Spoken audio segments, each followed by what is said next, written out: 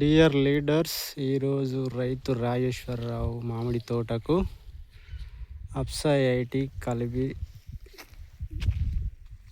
పిచికారీ చేయడం జరుగుతుంది. పై మందులలో అప్సా 80 కలిపి మామిడి తోటకు మందు కొట్టడం జరుగుతుంది. ఈరోజు పోయన్న అప్సా